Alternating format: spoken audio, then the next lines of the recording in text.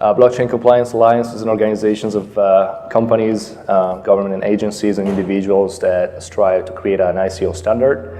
The purpose is to harmonize relationship with SEC and legitimize the space. We need so much legitimization of the space to take it away from bad connotations of Silk Road, drag, and all those kind of things.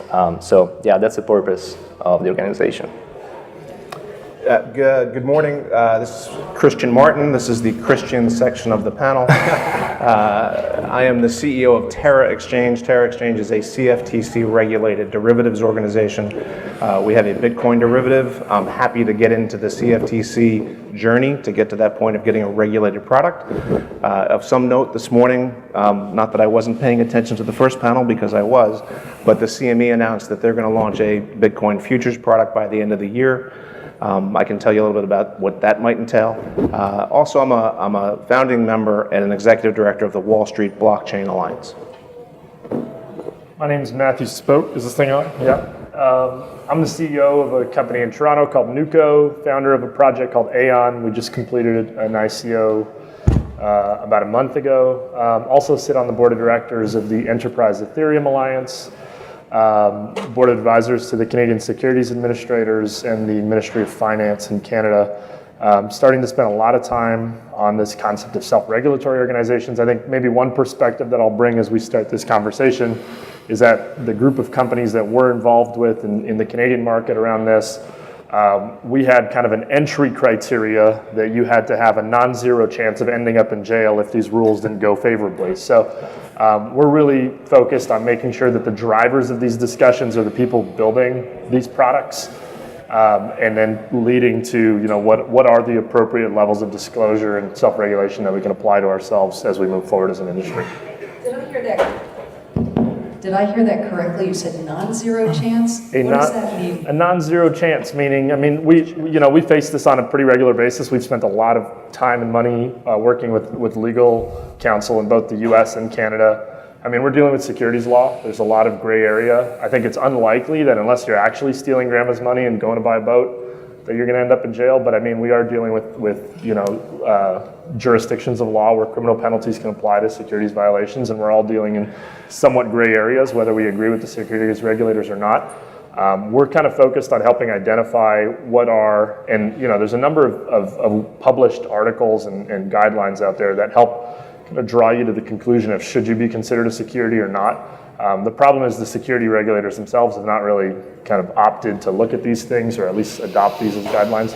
But there is a risk that this all gets kind of blanketed under securities regulation, and therefore companies that have gone through this inappropriately would potentially carry, definitely fines and penalties, and maybe in some cases criminal liability. So, we semi-jokingly we said, hey, if you want to have a seat at the table of what we're doing in Toronto, you need to have a quote-unquote non-zero chance of ending up in jail if things go badly.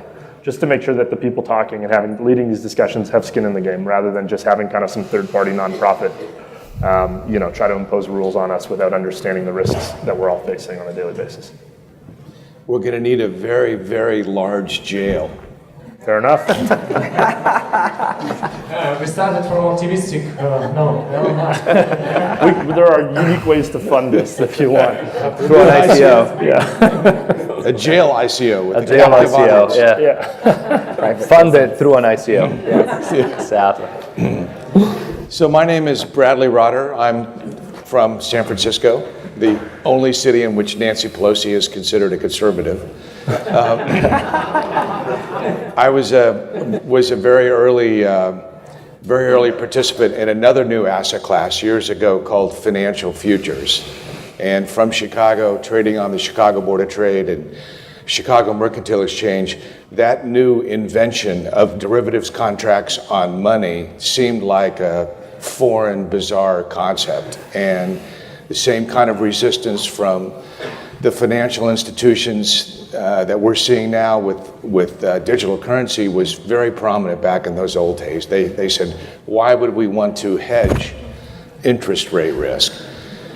Well, it seemed like a really big idea to me that to have derivatives contracts on the largest commodity of all, which is money, and those contracts turned out to be very, very successful. And and utilized by every institution on the planet.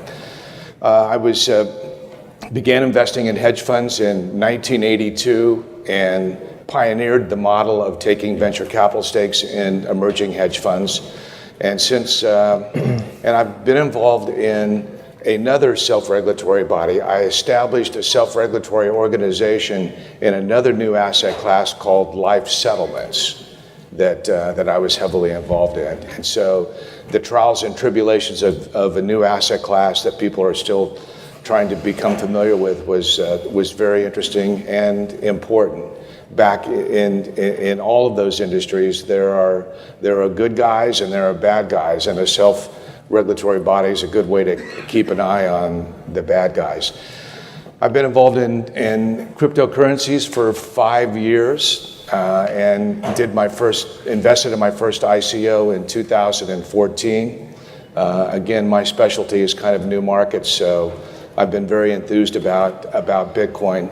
I've been paying my son his allowance for years in Bitcoin. Son of a bitch is rich now.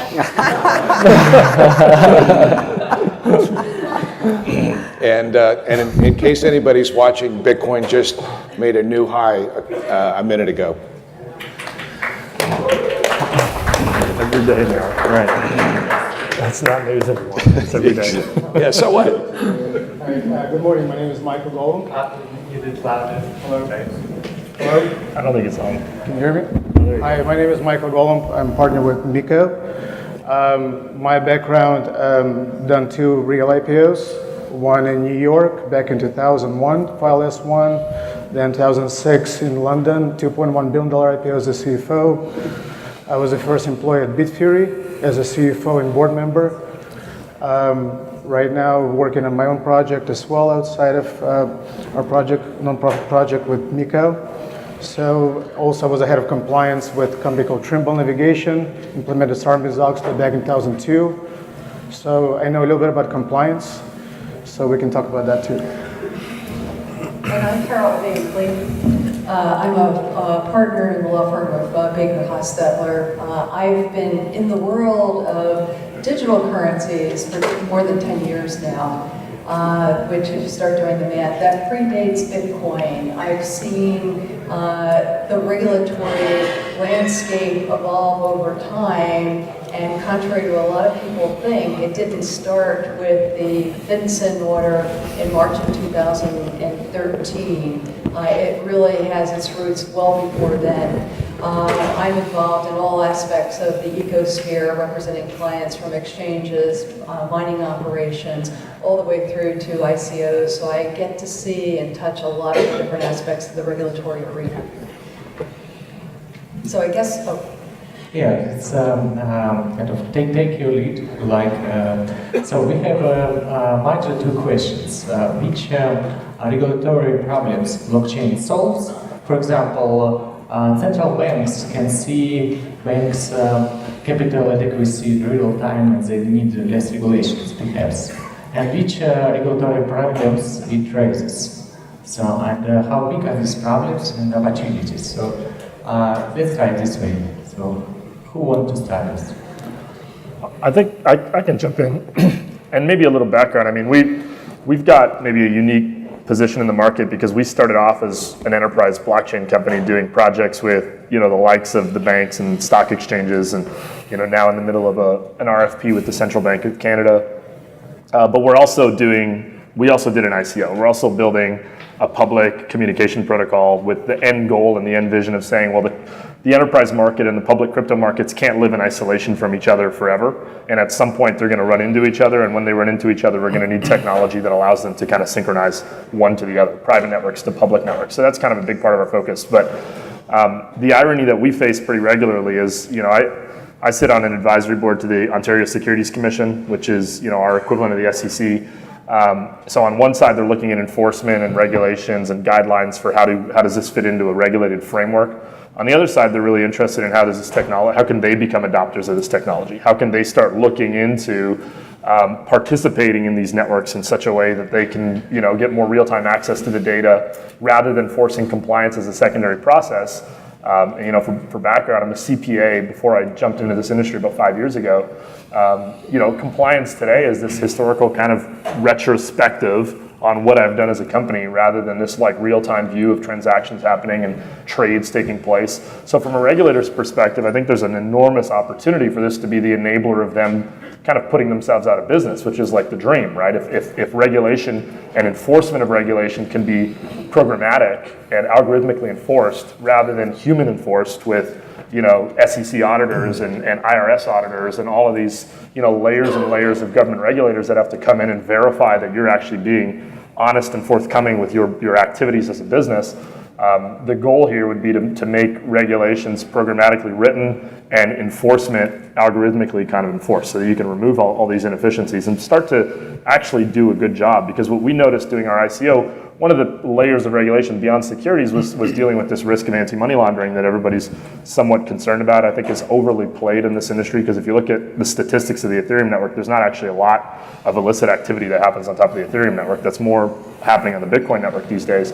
But there are very efficient ways to be able to validate whether you're dealing with wallets that have some sort of history of being known to be associated with illicit activity. So probably more efficient than a KYC process is a full analytic system that says, well, track the origin of all of these transactions, track the origin of all of these coins, track the history of all of these wallets. Again, in the software rather than with some human process. So I can ask people to give me their passports all day long. I'll miss out on some people getting through that maybe are financing terrorism or financing some sort of money laundering activity. But algorithmically, I might be able to get to a higher level of confidence. So I think there's an enormous opportunity for this to be seen as an enabling technology for regulators that are looking into these financial markets. And are the regulators actually looking at it with that perspective to put themselves out of business? That would be at first. I'd love to jump in here. Yeah. So there are actually one of the things that I think is now a verified project is Crypto Ruble. Oh, yeah. And Crypto Ruble has a 13% tax structure essentially programmatically developed inside the blockchain. So, these are precedents that I think are going to be very impactful to the total value of the global ecosystem. And I think that is an extremely logical and sensible approach to do that. There are actually about 6 blockchain analysis firms, including Chainalysis, that do this kind of hardcore blockchain forensics. So I think we are moving in that kind of a direction where there could be a regulatory container within which certain currencies operate. Obviously, there's privacy coins that don't operate in any kind of a framework, but. Well, I mean, that's what led to the negative press that surrounded Silk Road and all of the negative connotations that happened into the Bitcoin community. That the FBI's ability to pursue Silk Road came down to an analysis of the Bitcoin blockchain, right? To say, well, here's the transaction history of all of these transactions, and all I need to do is now peg identities to each of these wallets, and I have a perfect history of everything you've ever done. So yeah, from a regulator's perspective, law enforcement perspective, there's a set of tools that are going to be super helpful. Yeah, one non-crypto precedent is the demonetization that happened in India. So I don't know if you're all tracking that, but essentially they demonetized large denomination currencies. And this is actually a direct attack on black market operators, right? So it's non-crypto. And by the way, there was a speculative project in India called Lakshmi that was a state-sponsored fiat currency. I believe that's not on anymore. I believe they're not doing that one. But other states are. So I think that's going to be interesting.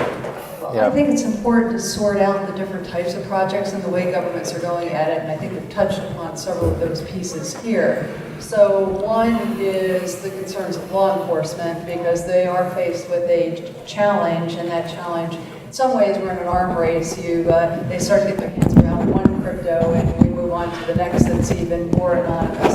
But that's one piece of the whole picture. When we're talking about government involvement, at least in the U.S., I would say that there's almost no government agency today that's not looking at blockchain in some way or another. And the ways that they're looking at it are from the perspective of how is this technology going to affect the industry that we're involved with, whether we regulate it, whether we're monitoring it, whatever our role is vis-a-vis that industry. The second is, how is it going to impact our role in actually monitoring or performing our regulatory function. And then the third piece is, how can it change the way we do our business on a day-to-day basis? So you have all three types of projects underway throughout the U.S. government, and I think we're seeing it replicated. Well, we're seeing it some at the state level. Some of the states are further along in undertaking that same type of process. Delaware, Illinois being two good examples.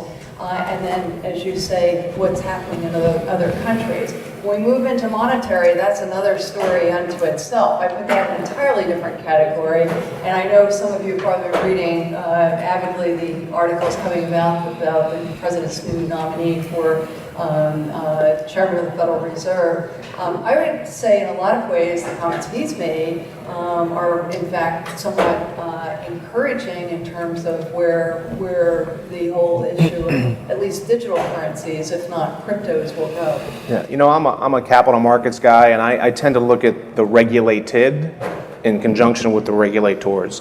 And if you think about, you know, when we got into this 4 years ago, we used gold as a proxy for a way to think about what Bitcoin or other cryptocurrencies might be. Less so the ICO market. And you discover some amazing things, is that less than 0.1% of any day's gold transactions are actually gold. The rest of them are capital markets, you know, forwards and futures and ETFs and options and so on. And the consumer base that is in that sphere, they're regulated and can only trade regulated products on regulated platforms, which gave us the incentive to get into the space. It's fascinating, though, if you look at the velocity of price, then is based somewhat on the, you know, does the tail wag the dog sometimes, and we've all heard that. There's some analogy here in the transformation that's going on in the ICO space and the crypto space, and that's just that we went through Dodd-Frank, moving a $700 trillion marketplace that was previously unregulated into some version of regulation. Not to say the regulators got everything right, but they're open to the process. And certainly the regulated need to have answers and need to have solutions that I think lots of us in this room are trying to get to. Yeah, I think the technology is actually moving much faster than the regulators are right now, at least. And you know, at some point there's going to be a catch-up time. But I agree with Miko and the rest of the team is that you know, self-regulations is better than external regulations. We don't want the SEC to come in and shut down. I think the ICO funding methodology is like brilliant, stellar. It can really provide massive change in the world if done right, if done with the right intention. We just need a common standard that we all adopt, embrace, to legitimize the space so that, you know, other players in the non-blockchain community can be part of it. One area, just to jump in, one area that's of extremely high importance at the moment is the custody chain. So I think the current industry standard in ICO is please send Ether to my private wallet. and just my reaction to that is like, how is that even a thing? Like that's the insanest thing I ever heard, right? And so the ability for institutional capital to move in at scale is gated by custody, and I think that's something that IGF wants to address in the context of disclosure. Now, obviously, like self-regulatory standard in terms of disclosure is non-judgmental. So if you want to disclose that it's all going to your private wallet, like that's up to you. But the fact that people are not disclosing this and they're just doing it on their own in darkness, that's crazy. And that's the industry standard at the moment. So I feel like that's a connection that I think is extremely vital for the industry. So custody is big. I piggyback on that, and oh, sorry. You mentioned in your presentation about the 1 hour filing requirement and no need for lawyers or auditors. What would be included in that filing that would only take an hour to put together? So the primary focus has to do with disclosure of use of proceeds, right? So what are the mechanisms that are in place that cause the flow of proceeds, as well as a declaration about the governance of how to amend that, as well as the custodial chain that's responsible for flowing those proceeds. So that's essentially it. That's essentially all you need to declare, which is who's getting paid by whom, why, when. Like that's basically all you need to say. And no provision for ongoing updates to it like we have? There has to be. There has to be. Again, Albert Wenger from Union Square contributed this concept of amendment, as well as you have to declare the framework you'll use to govern amendment, right? Because amendment is essential for a lot of these ICOs are startups, so their plans change extremely radically. So the question becomes, who governs those changes, right? Because obviously if it's governed by a single individual, then the initial filing has zero value, because they'll just change it to, and by the way, it's all going into my private wallet for my vacation, right? So, so amendment is extremely important. But I think there's a lot of initiatives out there. I was talking Consensus One, Head of Compliance, and as Miko has IGF, there's 10, 15, 20 initiatives. I think we have to come down to a standard that an industry accepts, and we all under the same roof decide what's important, what's not, and everyone decides what it is. I think to me that's really important to kind of be able to legitimize the space. Yeah, but let's also market forces tend to solve a lot of these things also. I mean, you look at the ICO market today versus even 3 months ago, and the expectations and thresholds placed on projects has gone up dramatically. What you could have gotten away with at the beginning of this kind of ICO, acceleration over the last maybe 6 months, you wouldn't get away with anymore, right? Now you've got projects imposing on themselves with or without SRO frameworks. I think it's good that we start creating that structure, because now everybody's kind of making their best guess at what should I do. You've got projects like Aragon, which is an Ethereum-based project that publishes it has a web template essentially where you can go and see their wallet where all of the Ether that was contributed to the Aragon project sits. Every time a transaction leaves that wallet, they essentially create a very, very granular public accounting ledger saying, hey, Ether just left my wallet. That was me paying my PR firm. Ether just left my wallet. That was a new hire. I just bought a new computer. It's probably more granular than it needs to be, but they went all the way to the extreme and said, well, we're going to be 100% transparent. All of our funds stay in one wallet. Every time there's a movement of funds, I'm going to explain it to the public, and it's going to be 100% transparent. Well, the issue is really about quality of disclosure. The problem is that we're facing is that when people actually disclose, who actually verifies the quality of it, right? When you actually, with public companies, normal public companies on New York Stock Exchange, we have auditors, we have lawyers verifying the quality of product. With us, when we do decentralized or Edgar-style submissions, we'll have some other agencies will look at the quality of product and verify the quality of the submissions. So this is some other dilemma that we have. Who is going to verify the quality? Because and if people do submit some kind of fraudulent information, what's going to happen to those people? They're going to go to jail? What's going to happen, right? Well, so just a quick respond, so to me, there's 2 layers of defense with an IGF filing. One is the custodial chain. The other one is actually legal liability, which is, Messari is actually moving the filings on chain, and that means that it's a truthful assertion. It's not that the future will actually be predicted by the filing. It's actually that it's confirmable that that's what the person said on that date, right? So that's a registered fact, is they said that, right? As soon as they start diverging from that declaration, they're increasing their liability, right, for civil suits, right? So that's a mechanism of enforcement, which is, you lie on this form, pretty much anyone can sue you at that point. And the other thing is, if we start trying to apply public market standards to this, like you mentioned, Michael, that you've been involved in the Sarbanes-Oxley process, that arose as a complete failure of the public markets disclosure process, right? Like Enron, WorldCom, I'm a CPA. I studied these things here at the university. I traded them. These are failures of our status quo system, right? And what we have the opportunity to do here, and this is what got me into the blockchain space originally. When I was working at Deloitte, I wrote a paper to our CEO, and I said Bitcoin's going to make the audit practice irrelevant, because we will not need to pay somebody to validate that what we're doing is trustworthy and transparent and honest, because it will be inherently there for the public record at all times, and not on a sample basis the way auditors do today, where they're kind of zooming in on 5% of your transactions and saying, well, I'm going to extrapolate on that. We'll be able to validate this algorithmically across 100% of everything that a company does instantly. So I think trying to apply these old world standards to a new digital technology is just going to create unnecessary frictions that are going to make it an extremely heavy burden on companies to actually comply with these rules. If you start saying, hey, every startup needs to go through a Big Four audit process to meet some standard of SRO, then we're kind of killing the industry before it gets hot. I piggyback on Matt a little bit. If you don't Battling mind. Christian.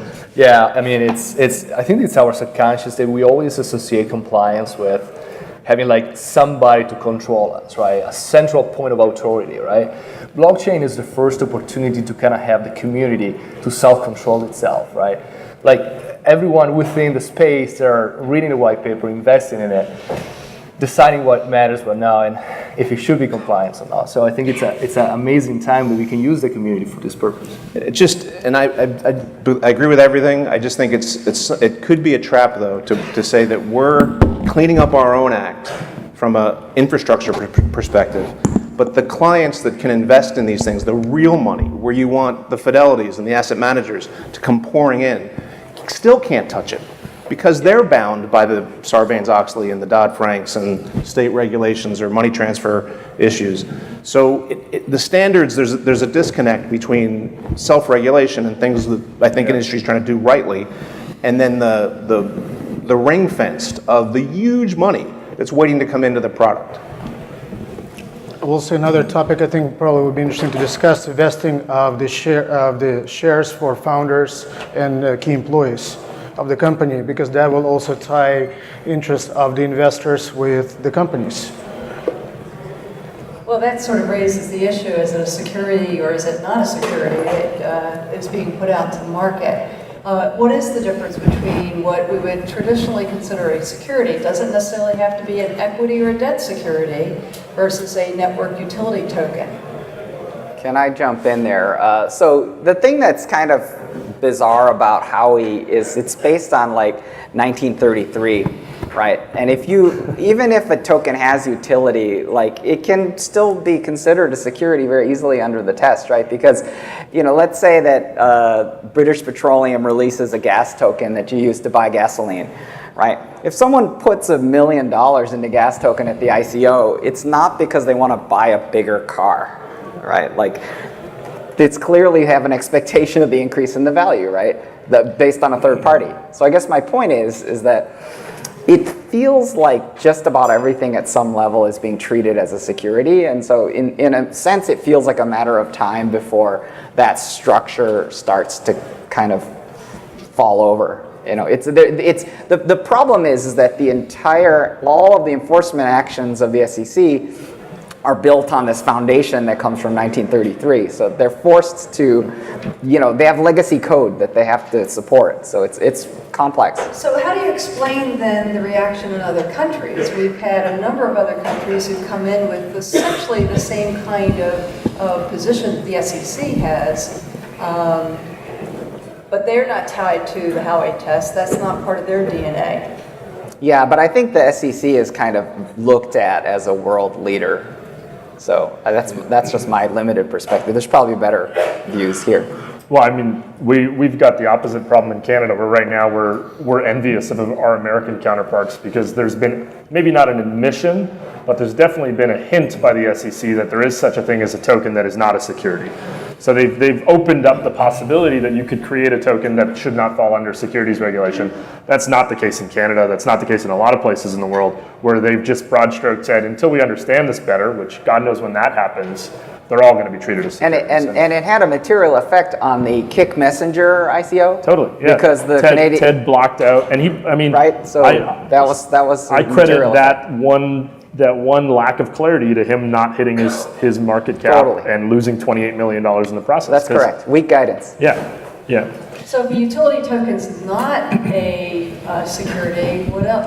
What is it? What about being something in the commodity range? Is it a commodity? And do we then come under the CFTC jurisdiction? In some ways, you almost want it to be. Again, I get into this capital markets idea of one hand. All of these ICOs are the sound of one hand clapping right now. They're a bet. There's no way to hedge that risk. There's no way to lay that risk off. There's no way to do it in a regulated fashion. If in some sensible way, I mean, no one argues that there should be a stop sign at a street corner. If in some sensible way, the regulations allow for the thriving of these products vis-a-vis the capital markets arena, I think it's a net benefit. I thought you were going to say Canada was envious of the U.S. because of the Stanley Cup, which you guys haven't won in 7 years.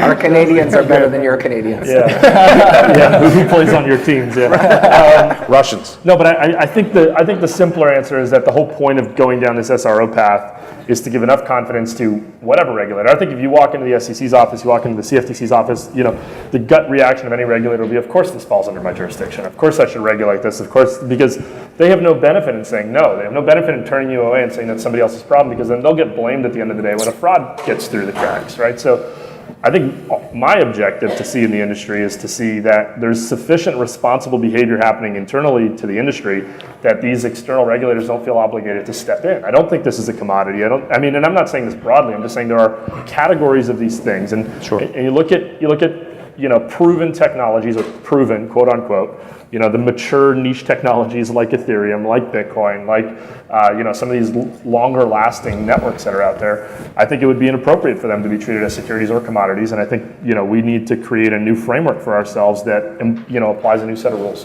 If not, we're going to put ourselves in a really tight corner.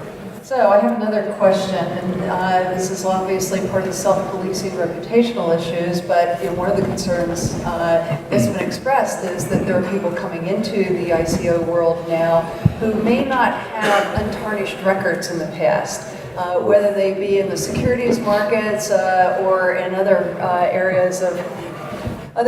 They may have gone to jail. They may have had other lives. So how do we build that into this mechanism? If this is now an easier way to go to market, do we rely solely on the community to ferret those individuals out? Every institution, HSBC, Bank of America, JP Morgan, all have had their own legal issues as entities, no different than some of the founders and principals of the ICO markets. It's above my pay grade to know, who to trust and who not to trust. But I don't know if that's not the standard for me, or else I wouldn't have a Bank of America account. I guess for me, one of the things we've been seeing in the ICO market is something that I refer to as premature decentralization, right? So we have a capital market that is leaping ahead of its intrinsic capability, right? So to me, one of the things that I'm seeing in the ICO market is that there's a number of plays to address concepts of reputation and trust and testimonial. And so I think, the infrastructure is being built to kind of enable decentralized trust at a distance and solving some of these problems. There's a lot of AML, KYC type infrastructure being built. So, I think people are definitely working on this. Yeah, it's almost like building the engines in flight, right? Yeah, we're just not there yet. I think we're in an ether throwing party, but I think it's slowing down. Like I'm seeing an effect of what I call organic tail fatigue, and I think whale power is rising, and this kind of like long tail of ether is starting to slow down, which I think is good. It's very healthy. What's fascinating about this ICO project is that it's the individuals themselves, the investors in these projects, through Telegram and Slack and so forth, you can get an amazing amount of information about the principles and what's going on, the use of proceeds and so forth. It's quite fascinating, unlike any information you would have ever gotten in an IPO. You got to admit, though, that the regulatory touch worldwide on this new phenomena has been surprisingly light. Why is that? I think it's because all government agencies are looking at this.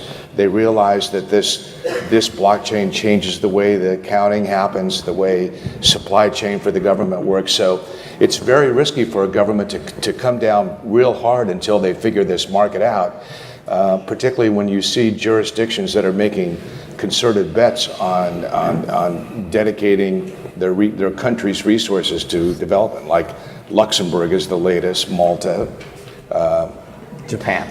And so the way to look at this, it's kind of like a water balloon. If when China clamped down several months ago, the next week 18 exchanges were approved in Japan. Mm-hmm. So it's highly risky to try to shut this off, because no one knows how important it is.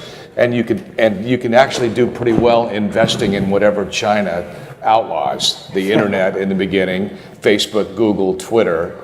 It's a good portfolio. Let's see. Now Bitcoin. China will not have a heavy hand on regulatory. It's just it's too risky.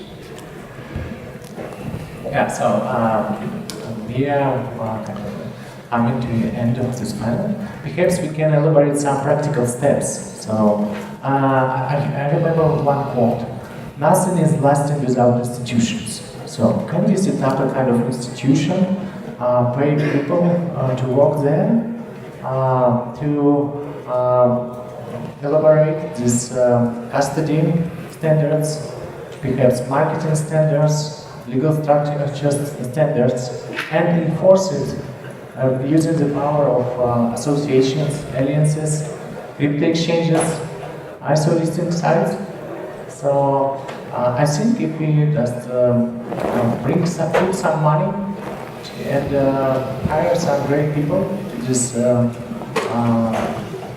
self-regulation working committee and make it working full time, and just meet sometimes to oversee, to govern this group, maybe it's a good step. What are your thoughts? I think consensus is fully behind this. They're willing to support it. I was talking to Lubin about it. It's definitely like something that they're willing to do it. The SEC is willing to kind of help out, working with some members of the SEC. So I completely agree with you. We should create this task force and fund it and make it permanent. Again, to the point, there's a lot of people trying to do the same thing, reinventing the wheel. But to my point, there's no point to invent the wheel. I mean, we should put our minds together, crank it out, and just take it for the ARM. Fully supportive of doing so. So thanks for bringing that up. So my mindset around institutionalization is that, Bitcoin is the institution.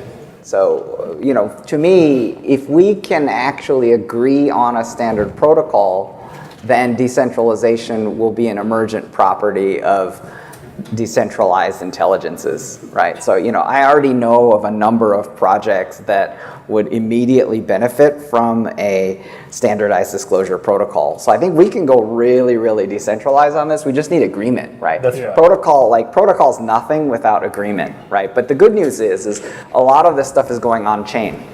So if it goes on chain, then there'll be agreement just through participation. Maybe one other kind of a word of caution to people looking into this industry, having gone through the ICO process myself. And another layer that probably needs to fall into this RO framework is, where are you getting your information about the projects you're going to invest in? And what came as a shock to me when I went through the process, maybe naively, is to realize that 95% of the ICO rating sites out there are charging to write good reports about the ICOs that they're rating. So there's this massive conflict of interest in the industry, and the average investor coming in maybe is not necessarily getting information directly from me about my project, but it's getting it from a couple of third-party sources. But every one of those sources is pretty much ethically compromised, and I don't want to use that broadly across everyone. There's probably some good actors out there, but it is absolutely something to be aware of. You go read some 4 out of 5 star rating, or here's a great analysis of this great ICO. There's a very, very good chance that they were paid to write that by the project that they're promoting. So just be aware. I mean, we have rules not in the real world, not the ICO markets, that would prevent that type of behavior. But this is the Wild West. So the sources of information that you're trusting, you should just be skeptical as kind of a default position. I mean, the community are the people that, the community itself is the people that actually invest in the token, the ICO. The community are the people that can read the white paper. They're technically enough to understand. The community, in my mind, and in the mind of the people that I'm dealing with, it should be the one that actually kind of vouch, this ICO, kind of review this ICO, right? I mean, I don't know you, but a lot of this white paper are technical. There's not a lot of people who read them. They just throw money in Ether parties and everything, right? So in my mind, there should be some sort of consensus and buy-in from the community to say, yes, we're going to use this framework, and we all going to be part of it, and we're going to rate it this way. Centralizing everything under one umbrella, like an Equifax, for example, is the opposite of blockchain. In my mind, the community should be the one that reviews it, vouch it, invest it, support the project. Yeah. From the U.S. perspective, there's definitely a history of favoring the development of SROs. I think we're in a race against time to get an appropriate set of standards up. For that, we also have to keep in mind that there are other forces at play, one of which is the plaintiff's bar. And we've already seen that enter the debate or the conversation with respect to Tezos. I think there are certainly members from the government who say that they believe that the plaintiffs bar will get there faster. What are they going to be operating under? They're going to be operating under existing laws, using existing legal principles. So that, again, is back to the race against time to put some principles out there that are appropriate for this new age that we're in. Well, that's one of the issues of coming up with standards in the first place, because the space is moving so quickly. Just look at the difference in the ICO market 3 months ago versus now, to your point. Or go back 3 years ago with your first. Yeah. Well, it's week by week at this point, right? Like there was a great article about the Mercury protocol, which everybody thought was going to be a knockout success because Mark Cuban was backing it, had all the right ingredients. It's been like, and I don't think it's anything to do with the project. I think it's like a week by week change in the market. You know, people waiting to see what happens to the price of Bitcoin, what happens to the price of Ether, what happens to all these kind of fun. And I would like to say that when I was just actually working through college, my first internship was with Paragraph International with Stepan Pachikov, and then later he started Evernote. He said, always align your interests with long-term investors. And that's the concept that I always had in mind. So I think if we keep this concept, align your interests with long-term investors, not short-term, but long-term, and we always do the same kind of concept as we build our companies and do that kind of stuff, when you do compliance and everything else, we're always going to win. And I think going back to Sarbanes-Oxley, the way SEC came so strong, PCAOB, because they didn't know how to control the companies. Many public companies had to go private because they could not afford to be public. So that's why we need to be careful. If we're not going to be careful, many ICOs we need to actually delist, quote unquote. Yeah. And many companies will not become ICO because they will not be able to afford. Because there will be a lot of cost of compliance will be so high. So we need to be careful. Yeah, and to make it practical, Nico mentioned agreement. It could be a starting point. I think most of the topics for self-regulations are in this agreement. Is it a kind of text which we can read and agree on? Yeah, so I do owe the community a revision of the white paper for IGF-1. But I think what I'm seeking at that point is agreement on that as a minimum viable disclosure standard. So we're looking at 3-point disclosure, which is very light. So should be agreeable to most everyone. That's my feeling. And mind yourself, a lot of these initiatives actually focus on the pre-ICO, right? So you're going ICO, file this, tell us what you're going to do and so forth. But there's a lot of issues happening during the ICO. Look at Banker, the DOS attack, right? A lot of people speculate that they self-did the DOS attack. I don't know if it's true or not, but there's a lot happened there, right? So there should be some sort of understanding the regulations around that, and also post ICO. Once you get the money, what you're going to do with the money? You're going to move out to Jamaica, sipping a coconut or whatever. I think we have to look at this as a holistic approach, right, end to end. I mean, the SEO is not just the end point; it's the beginning, right? So that's why, to me, it's important to kind of look at the entire picture. And I'll just end this for me on an optimistic note, because you can get really wet blanketed with the thoughts of regulation and SROing, which are all really critical. But I've said the word or the phrase capital markets probably too often on this panel. But the reason capital markets exist is for capital formation to drive business. And that's the whole reason that ICOs have great validity, that the cryptos are facilitating new versions of business, but in the animal spirits run, that you're going to come with good and bad. But that's exciting for a guy who's 1,000 years old and did trade, Enron and Argentina during defaults. But I'm excited to be part of it, whether I'm an observer or a participant. And I think it's a great reflection on innovation and really on what the mind can achieve given the chance. Yeah, so it's a good starting point, minimal disclosure standard and custody standard. Perhaps this is the first steps of this group. Let's leave space for 1 or 2 questions, and then we move to a break and round tables where we can in details discuss next steps. Thanks. So please, just few other questions. So 1 and 2, okay? Oh, and 3. My name is David Kudish, and I'm from Aspen, Colorado. And this feels very much like Cabbage Patch Dolls with electronic blockchain and 256-bit encryption. This is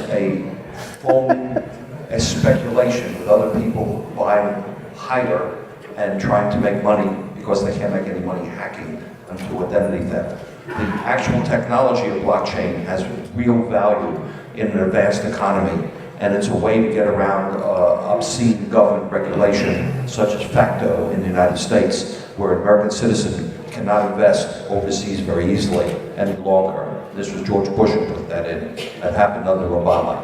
Question is, many of you are skeptical, and rightly so, that these are fools selling to other fools at higher prices. When the thing collapses, and it will collapse, there will be the basic skeleton structure that will probably end up in a new world that enables contracts to be standardized the way the CBOE standardized under Malamud with strike prices that are consistent and contract expiration dates that are consistent.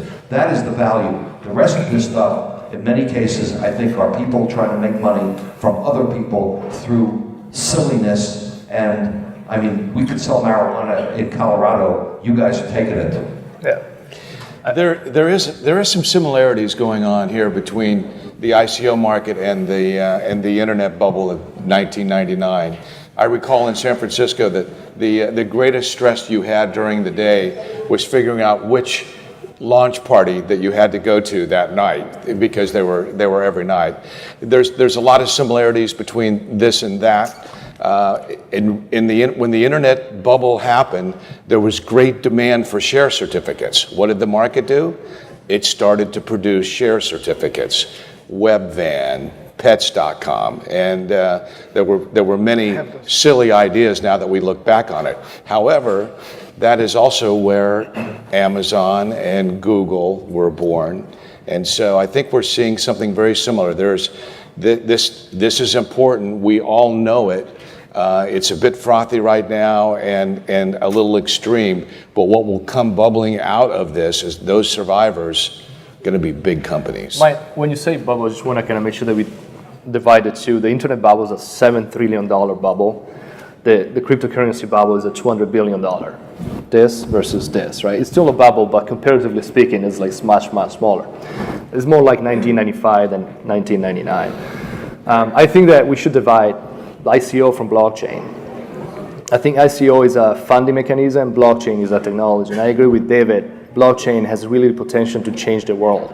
Let's not confuse the two. I think there's a lot of work to do on both, but in my mind, what it matters is the technology is being built that can change really like how do we vote, how transparent a government is, how do we get our medical records, how do we cure diseases, how we raise funds for research.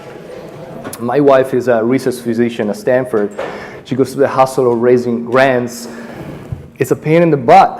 What if we do an ICO to raise funds for research, for curing diseases, like things like that? There's a lot of speculations, David, in the market. There is, as it was in the internet, as one of my fellows here says. But let's not lose the sight of what's really important and what blockchain can really do to change society. At the end of the day, that's what really matters, I think.